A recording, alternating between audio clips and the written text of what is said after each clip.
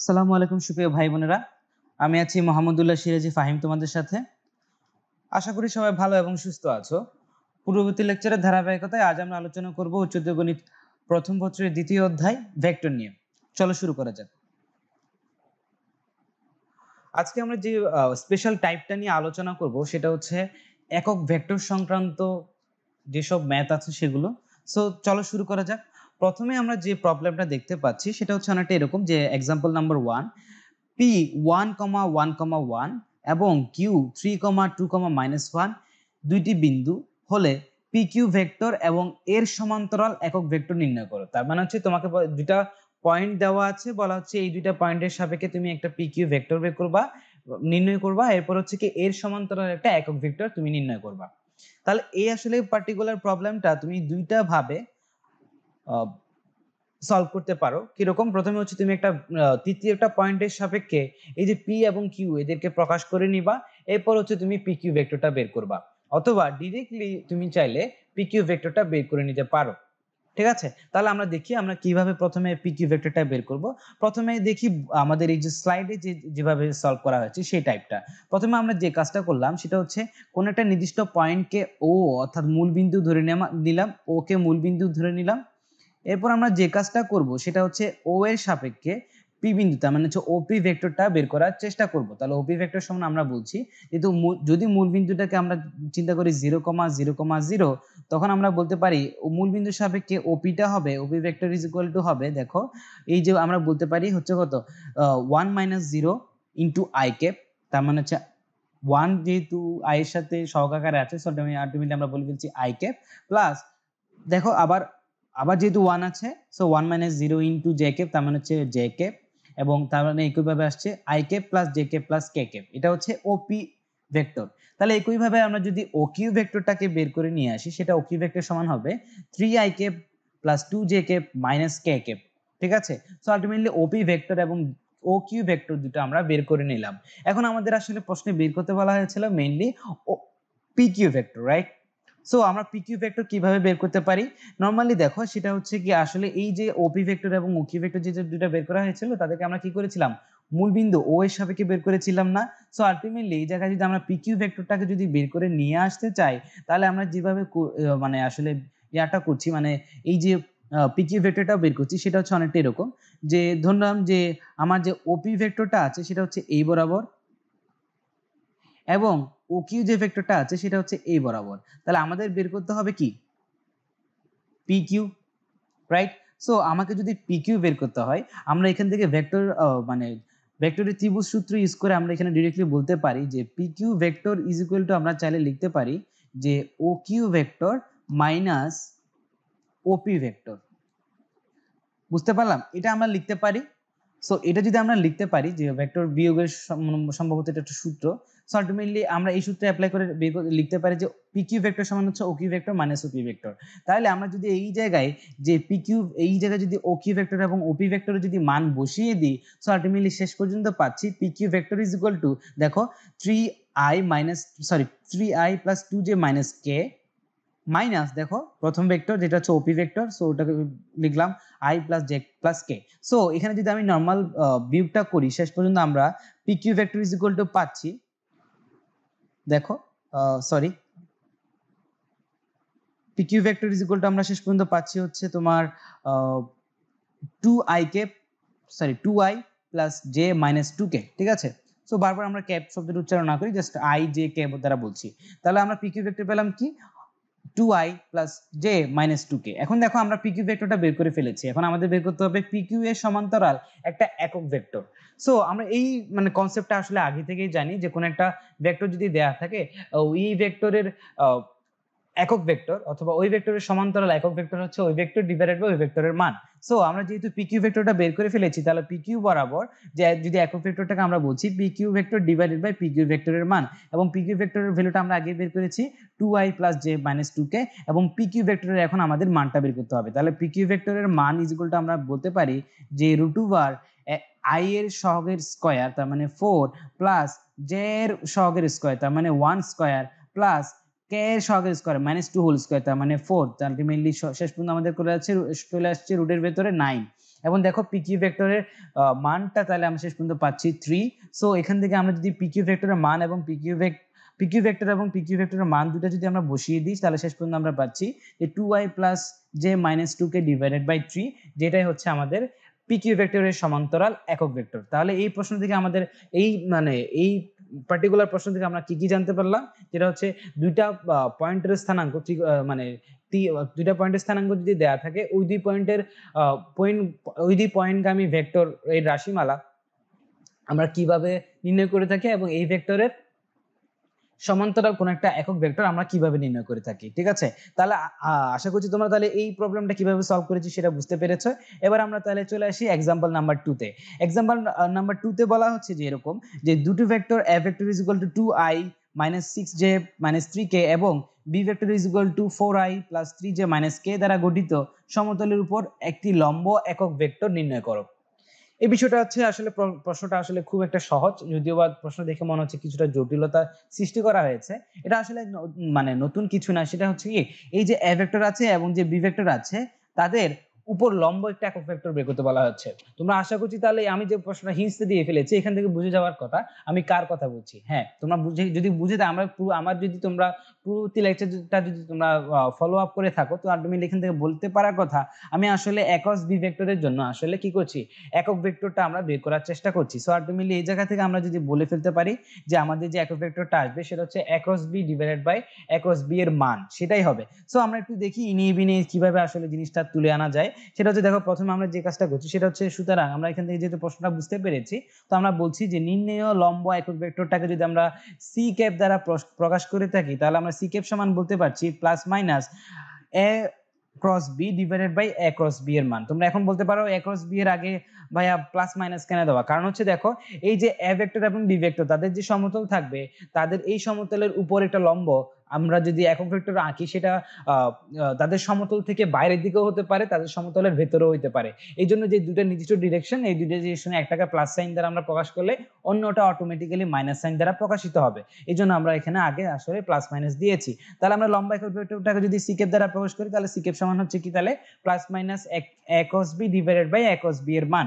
So আমরা এখন যে কাজটা করব সেটা হচ্ছে পরবর্তী স্লাইডে গিয়ে আমরা এ ক্রস বি এর ভ্যালুটা বের করার চেষ্টা করব।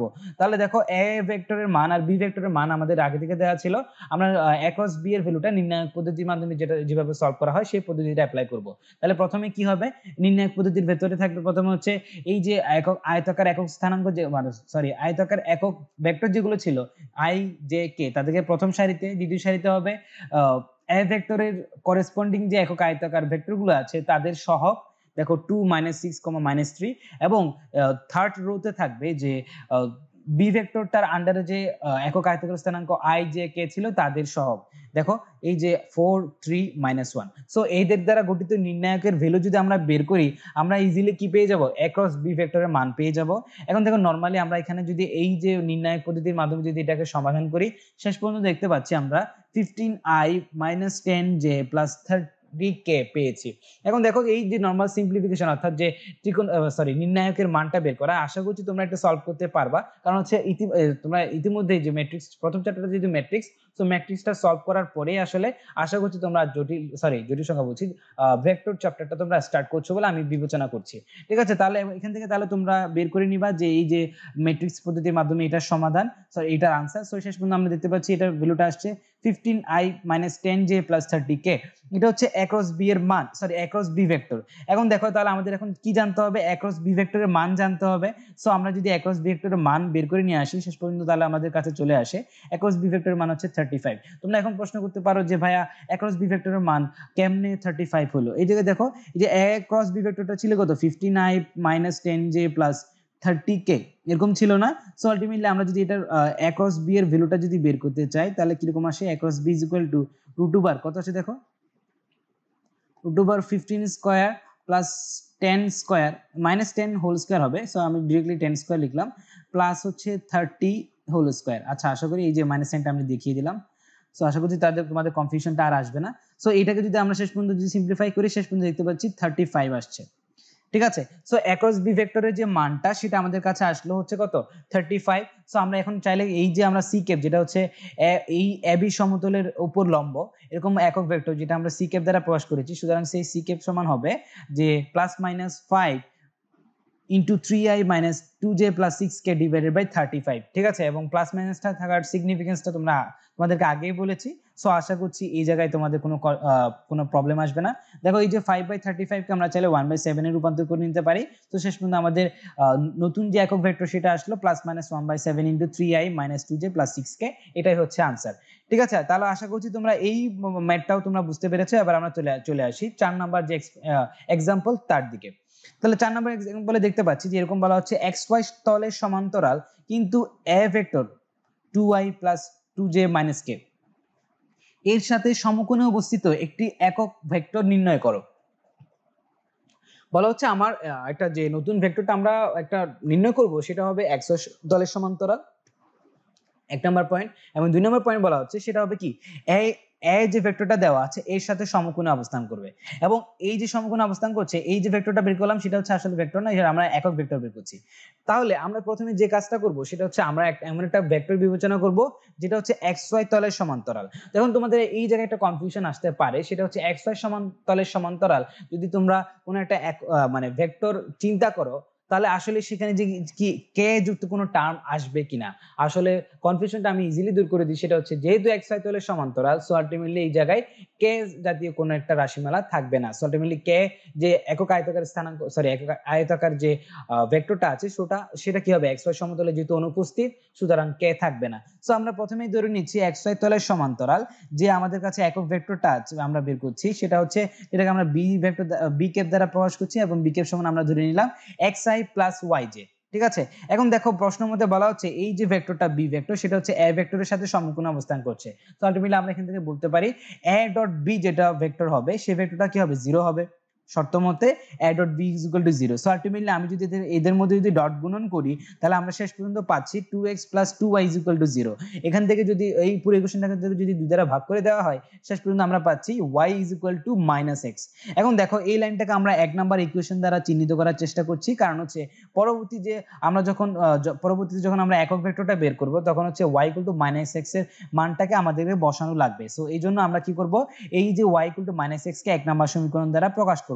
এখন তাহলে চলে আসি পরবর্তী স্লাইডে দেখো আমরা যদি এই জায়গায় y equal to -x অর্থাৎ y এবং x এর মধ্যে সম্পর্কটা যদি জেনে যাই সো আলটিমেটলি আমরা চাইলে ইজিলি কি করতে পারি এই যে আমাদের একক ভেক্টর যেটা বের করতে হবে সেটা নির্ণয় করতে পারি। তাহলে আমরা বলতে পারি সুতরাং নির্ণেয় একক ভেক্টর বি ক্যাপ, এই জায়গায় দেখো এটা ক্যাপ হবে, তাহলে B cap is equal to আমরা বলতে পারি B vector divided by B ভেক্টরের মান। ঠিক আছে, সো আলটিমেটলি এই জায়গায় দেখো যে বি ভেক্টরটা আমরা ধরে নিয়েছিলাম প্রথমে কি ছিল xi plus yj। So ultimately plus minus আমরা দিতে পারলাম বি ভেক্টরের মান বসালাম, নিচে হচ্ছে বি ভেক্টরটা বসালাম, এরপর নিচে হচ্ছে কি বি ভেক্টরের মান অর্থাৎ ম্যাগনিটিউড। সো আলটিমেটলি বি ভেক্টরটা ছিল হচ্ছে xi প্লাস yj।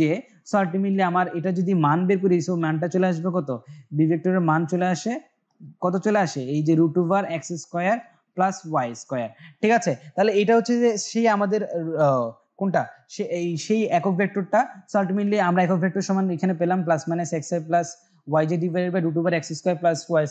সো এখন আসো আমরা যে 1 নাম্বার ইকুয়েশনটা পূর্ববর্তী স্লাইডে ব্যবহার করেছিলাম সেই 1 নাম্বার ইকুয়েশনটার দিকে তাকাও। তার মানে যে সমীকরণটাকে আমরা 1 নাম্বার দ্বারা চিহ্নিত করেছিলাম সেই সমীকরণটা কি ছিল, সেই সমীকরণের আওতায় আমরা পাচ্ছিলাম y is equal to -x। এখনই সময় এসে গেছে এই যে y এর ভ্যালুটাকে বসিয়ে দেওয়া। সো এখানে যদি আমরা y এর ভ্যালুটাকে বসিয়ে দিই শেষ পর্যন্ত আমরা পাচ্ছি +-xi - xj divided by x√2। ঠিক আছে, এখন দেখো আমরা যদি পুরো যে লব এবং হর উভয় পক্ষ থেকে যদি আমরা x কমন নিই এবং উপরে এবং নিচে যদি ক্যান্সেল আউট করি শেষ পর্যন্ত আমরা একক ভেক্টরটাকে পাচ্ছি +-i - j ডিভাইডেড বাই √2। এবং আমাদের এইটাই হচ্ছে সেই কাঙ্ক্ষিত একক ভেক্টর যেটা আমরা xy তলের সমান্তরাল এবং a ভেক্টরের সাথে সে সমকোণে অবস্থান করছিল। ঠিক আছে, আশা করছি তাহলে তোমরা এই প্রশ্নটা বুঝতে পেরেছো এবং এই প্রবলেমটা কিভাবে সলভ করেছি সেটাও বুঝতে পেরেছো। তাহলে এই যে পার্টিকুলার প্রবলেমটা ছিল এই প্রবলেমে যেটা আমাদের কনফিউশন সৃষ্টি করতে পারতো সেটা আমাদের কি ছিল, xy তলের সমান্তরাল যে কোনো একটা ভেক্টর বলতে আমরা আসলে কি বুঝি সেটা হচ্ছে দেখতে পাচ্ছি সেটা দেখি যেহেতু xy শুধুমাত্র তলে আছে সো আলটিমেটলি z তলে যেহেতু তার কোনো কম্পোনেন্ট নেই সো আমরা এখান থেকে বলতে পারবো যে কে ক্যাপের উপস্থিতি এখানে থাকবে না। তার মানে হচ্ছে একক আয়তাকার যে এক আয়তাকার একক যে ভেক্টর কে কে তার কোনো এখানে উপস্থিতি থাকবে না, সো আলটিমেটলি ওটা হবে এক্স এবং ওয়াই এর একটা কি হবে ভেক্টর। সো আমরা এক্স আই এবং ওয়াই জে এর একটা কি হবে একটা একক ভেক্টর। সো ওখান থেকে আমরা কি করছি প্রবলেমটাকে সলভ করছি। এবার তাহলে চলে আসো যে 5 নাম্বার যে এক্সাম্পল তার দিকে। তাহলে 5 নাম্বার এক্সাম্পলের কি প্রশ্ন করা হচ্ছে দেখো, প্রশ্নটাতে বলা হচ্ছে a vector is equal to 3i plus 4j এবং b vector is equal to যদি 12i plus 5j হয় তবে b ভেক্টরের সমমানের কিন্তু a ভেক্টরের সমান্তরাল একটা ভেক্টর নির্ণয় করো। দেখো আমাদের প্রশ্নটাকে একটু বোঝার চেষ্টা করো। আমার কাছে দুটো ভেক্টর দেওয়া আছে এবং বলা হচ্ছে যে আমার এই এমন একটা নতুন ভেক্টর বের করতে হবে যেটা হচ্ছে বি ভেক্টরের মানের সমান হবে, যার অর্থাৎ যার মানটা হবে বি ভেক্টরের মানের সমান এবং কিন্তু সেটা হবে এ ভেক্টরের সমান্তরাল।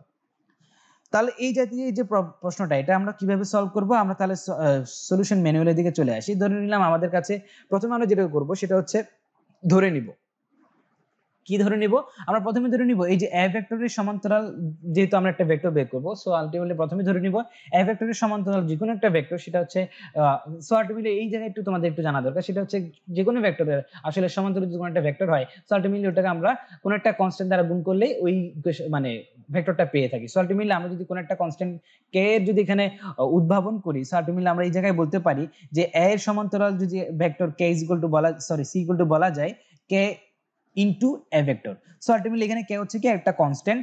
তারপর হচ্ছে আমরা চলে আসি তাহলে এই জায়গায়, তাহলে আমরা কি পেয়ে গেলাম যে আমরা ধরে নিলাম যে এ ভেক্টরের যে সমান্তরাল যে ভেক্টরটা সেটা হচ্ছে সি ভেক্টর। ঠিক আছে, এখন আমাদের যে কাজটা করতে হবে যে দেখো একটা শর্ত দেওয়া ছিল যে নতুন যে ভেক্টর অর্থাৎ সি ভেক্টর সেটা হতে হবে কি বি ভেক্টরের মানের সমান, ঠিক না? সো এই জায়গায় আমরা তাহলে কি বলতে পারি যে দেখো এই যে আমরা যেহেতু এ ভেক্টরের মানটা জানি, এ ভেক্টরের মান কি ছিল 3i + 4j। সো আলটিমেটলি এই যে এ ভেক্টরের জায়গায় যদি 3i + 4j বসিয়ে দিই সো আলটিমেটলি শেষ পর্যন্ত পাচ্ছি C vector is equal to k * 3i + 4j। So এখন হচ্ছে আমাদের প্রশ্নে যে সূত্রটা দেওয়া ছিল সেই সূত্রটা অ্যাপ্লাই করব, যে বলা হচ্ছিল সি ভেক্টরের মান বি ভেক্টরের মানের সমান হবে। সো আলটিমেটলি এই জায়গায় আমরা লিখতে পারি প্রশ্ন মতে যে বি ভেক্টরের মান ইজ ইকুয়াল টু সি ভেক্টরের মান। সো আলটিমেটলি বি ভেক্টরের মান কিভাবে বের করছি দেখো, বি ভেক্টরটা দেওয়া ছিল যে B vector is equal to দেওয়া ছিল 12i + 5j।